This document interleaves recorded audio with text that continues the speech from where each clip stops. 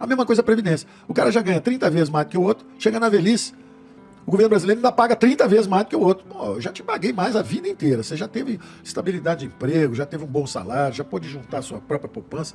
Peraí. Os brasileiros são iguais perante a lei, pô. Se você é rico, se é pobre, se é mulher, se é homem, se é negro, se é branco, na velhice o governo vai prover por vocês e não aprofundar a desigualdade. Então tá bom. Se você ganhou mais a vida inteira, você vai se aposentar e contribuiu mais, você vai se aposentar com 4 vezes só o salário mínimo, ou 5. Vamos reduzir a desigualdade, vamos remover o privilégio. Fala pessoal, tudo bem com vocês? Eu sou Fernando e você está no INSS Sem Segredo. Esse foi apenas um trechinho da entrevista que a gente vai mostrar aqui para vocês, muito esclarecedora, que pouca gente tinha visto, que Paulo Guedes, agora com todo esse assunto relacionado à redução dos benefícios, em que ele já desmentiu aqui nessa entrevista, sem qualquer corte que a gente trouxe, que ele deu a um canal, ele revela simplesmente como é que funcionou essa redução sem que ninguém percebesse em um exato momento. Então eu convido você a assistir esse vídeo até o final, que ele é muito esclarecedor e eu quero que você deixe sua opinião também sobre esse movimento que foi feito à época e que pouca gente percebeu o que estava acontecendo, certo? Solta o vídeo aí então, depois deixe a sua opinião. Aí vamos para a questão que você levantou, que foi a Previdência. A Previdência foi uma grande reforma, mas ela tem... Eu não consegui fazer a grande, digamos assim, porque nós fizemos a primeira fase, que é o seguinte: remoção de privilégios. Então era assim, além de uma pessoa ter a vida inteira um salário 30 vezes maior do que o salário mínimo, por exemplo, quer dizer, um alto funcionário, seja público ou seja privado, tinha um salário bem grande durante o ano. Quando chega na velhice, ele recebia, ou seja, eu chamo de a máquina de fabricar privilégios. O Estado brasileiro era uma máquina de fabricar privilégios.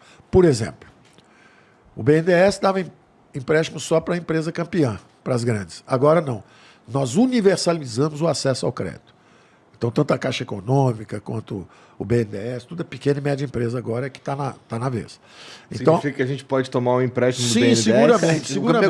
Seguramente. O que era uma fábrica de privilégios virou agora uma universalização de crédito. A mesma coisa a Previdência. O cara já ganha 30 vezes mais do que o outro, chega na velhice, o governo brasileiro ainda paga 30 vezes mais do que o outro. Pô, eu já te paguei mais a vida inteira. Você já teve estabilidade de emprego, já teve um bom salário, já pôde juntar a sua própria poupança. Peraí. Os brasileiros são iguais perante a lei, pô. Se você é rico, se é pobre, se é mulher, se é homem, se é negro, se é branco, na velhice o governo vai prover por vocês e não aprofundar a desigualdade. Então tá bom. Se você ganhou mais a vida inteira, você vai se aposentar e contribuiu mais, você vai se aposentar com 4 vezes só o salário mínimo, ou 5.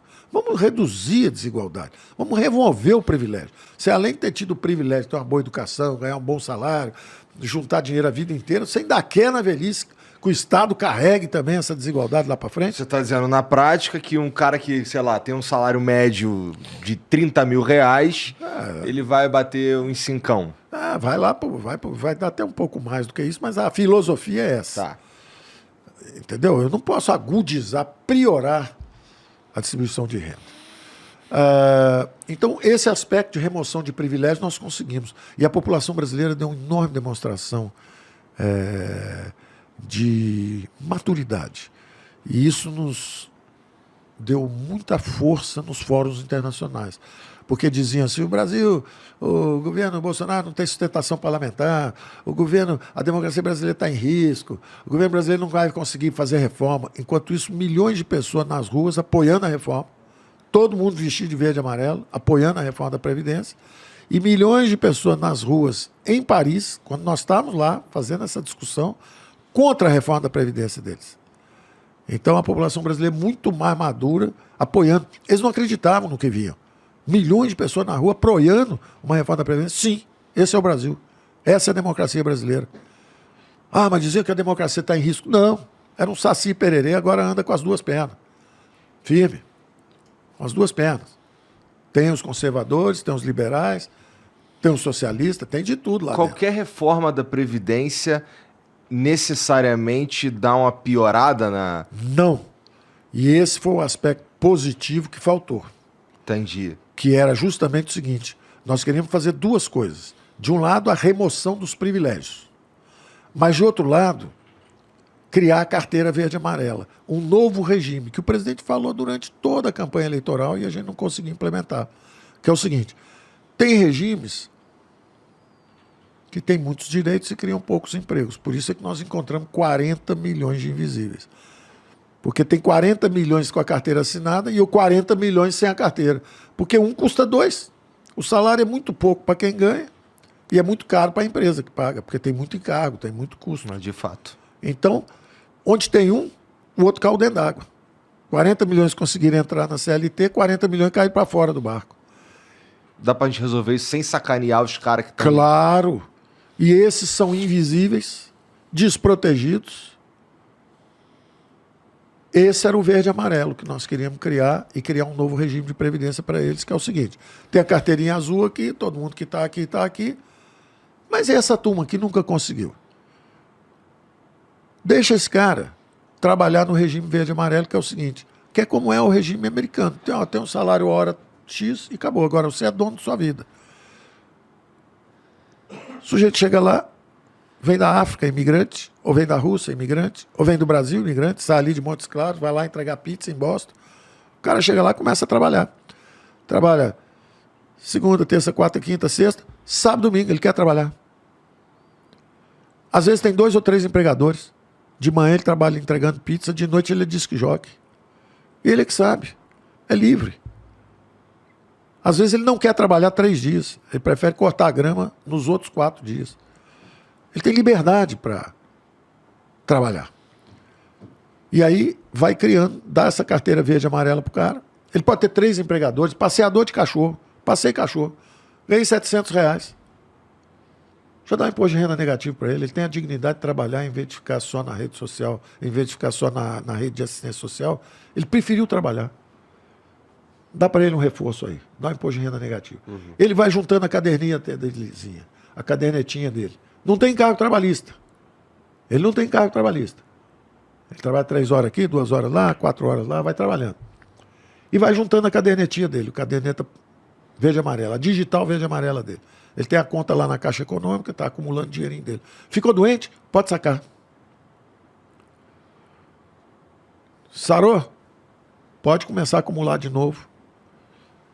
Está desempregado? Pode sacar. Conseguiu emprego? Acumula de novo. Chegou na velhice? O dinheiro é dele. Pode receber aquele dinheiro mensal. Ah, mas não chegou no salário mínimo. Poupança garantida, nós garantimos. É melhor ele trabalhar, tentar juntar. E se no final faltou 200, 300 reais para chegar no salário mínimo garantido, a gente dá o mínimo para ele. Mas tem uma enorme diferença. Hoje, ele não contribui para lugar nenhum. Ele não consegue um emprego. Ele é um informal. Ele não tem crédito, porque ele não tem cadastro, não tem nada. Nós vamos dar a ele a dignidade de ter o emprego, de trabalhar, de ser reconhecido, de receber até um imposto de renda negativo, se for o caso. E na velhice, ele tem a mesma alternativa que qualquer um tem. Ó, você vai ganhar o mínimo. Se juntou? Juntei, já está aqui, estou tranquilo. Não, não juntei não. Ok, juntou quanto? Dá 700 por mês só com essa poupança minha. Você tem a poupança garantida, toma aqui os outros 400 para você ganhar como qualquer outro. Você lutou a vida toda, você merece reconhecimento. Sabe qual é a diferença? Esse é um sistema de capitalização. Você está levando recursos para o futuro. Você está trabalhando e levando recursos para o futuro. No sistema atual, você não leva nada para o futuro. Então, o resultado... O sistema atual é o banco, a galera que já está aposentado, né? Exatamente. O sistema atual, os jovens bancam os idosos. Quando eu era jovem, tinha 14 jovens bancando um idoso. Hoje só tem 7. E daqui a 20 anos, não vai ter quem consiga pagar aquilo lá. Aí vai ter um problema. Eu sempre usava a seguinte imagem. Vão partir 2 aviões. Um é esse sistema que nós temos, tecnicamente se chama sistema de repartição. É o novinho carregando o velho. Lá na frente esse avião vai cair. Vamos dar aos nossos filhos e netos o direito de escolher? Quem quiser entrar nesse voo, entra nesse voo. Cheio de direitos, de garantias, de sindicato, tem tudo. Legislação trabalhista, você tem tudo que você quiser aqui. Nesse outro, você tem sua cadernetinha verde e amarela e a poupança garantida. Só que você junta, é seu. Você pode trocar de um lugar para o outro. Você achou que te pagou, tem que pagar um mínimo garantido por lei. Você achou que o cara não conseguiu pagar, ele tem que botar capital próprio para garantir para você, porque foi garantido por lei.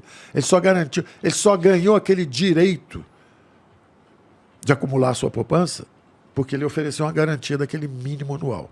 E esse programa, essa carteira verde, carteira verde e amarela, não faz parte da reforma porque não passou em Ela algum não lugar? passou, ela não passou. Foi muito interessante que eu cheguei, que tem muita gente hoje que posa de ter feito a reforma, de ter...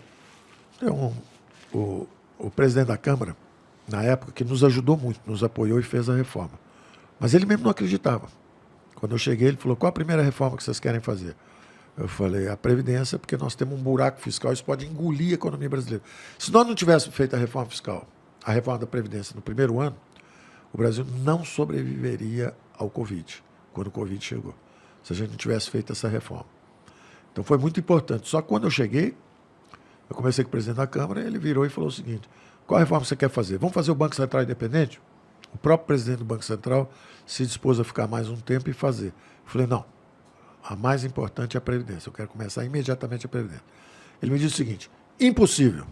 E esse programa, essa carteira verde, carteira verde e amarela, não faz parte da reforma porque não passou em Ela algum não lugar? passou, ela não passou. Foi muito interessante que eu cheguei, que tem muita gente hoje que posa de ter feito a reforma, de ter...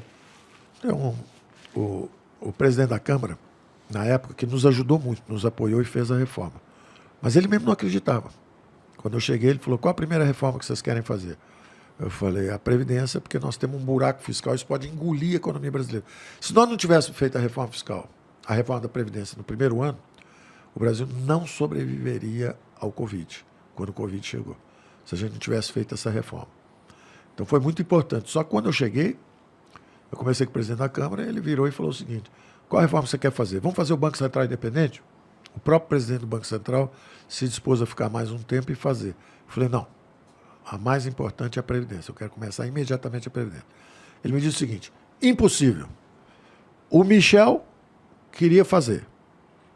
Ele chamava o Temer de Michel. O Michel queria fazer. O presidente Bolsonaro não quer. Eu falei, não é verdade. Ele apoia. O Michel tinha sustentação parlamentar. O seu presidente não tem sustentação. Eu falei, teremos. Existe uma opinião pública favorável. O Michel aceitava 300 milhões. O senhor quer uma de 1 trilhão, é dinheiro demais. Eu falei, faremos. Impossível. Passou uns 3, 4 meses, nós estávamos num seminário no Rio de Janeiro, foi um dia que caiu um dilúvio. E interromperam-se todas as vias da cidade, nós ficamos ilhados na Barra da Tijuca, tinha 1.500 pessoas no auditório de construção civil, um evento de construção civil, e ele falou assim, olha aqui, ó, não vai ter reforma, olha aqui, ó. O presidente falando aqui que reforma boa é a que for possível fazer. Eu falei, porque ele é um democrata, boa é a que for possível fazer, só que nós podemos fazer uma boa reforma. Ah, muito difícil e tal. Eu falei, olha, o presidente nos apoia. E você pode assumir a paternidade da reforma. Ele quer que as coisas aconteçam, ele não quer necessariamente, ele não é um populista.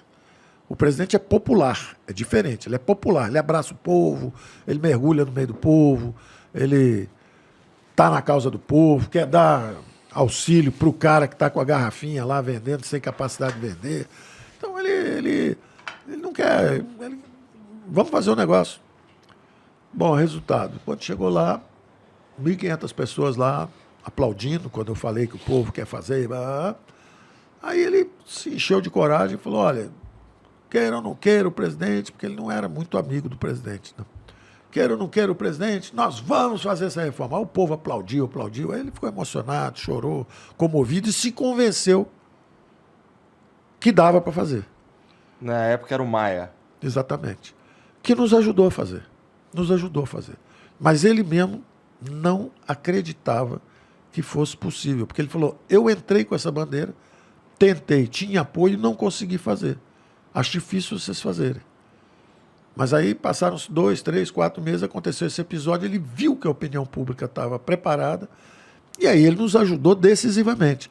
Mas ao mesmo tempo que ele ajudou a fazer esta reforma, ele praticamente impediu que nós fizéssemos a capitalização e a verde e amarela. Mas qual que é o argumento? Tu se lembra? Existe que um não argumento? dá, que não dá, estão querendo demais. É uma isso aí questão não de. pode. Havia um argumento que ele ia contra os direitos trabalhistas e tudo mais? Possivelmente o que era uma bobagem, porque logo depois se revelou a realidade brasileira, que tinha 40 milhões de pessoas ignoradas, proscritas, invisíveis, que não têm acesso à Previdência e passariam a ter. Ou seja, nós não estávamos prejudicando ninguém, nós só estávamos querendo abrir uma oportunidade nova para os invisíveis. Não era uma questão de impedir as pessoas de terem a CLT. Não, Era ao uma questão contrário. de colocar as outras pessoas num outro tipo de regime. Claro. Quem não conseguiu entrar naquele outro sistema, porque o custo é muito alto. Então, se tem uma pessoa da periferia, não conseguiu estudar, está com dificuldades, aí pagar aqueles encargos todos, para ela é mais difícil. Já uma outra pessoa que teve boa oportunidade, estudou em boas escolas, consegue o emprego e consegue aquele emprego. Então, eu queria dar uma oportunidade para os que não tiveram essa empregabilidade, aliviando a possibilidade de criar emprego para essas pessoas, deixando eles lutarem pelas suas vidas.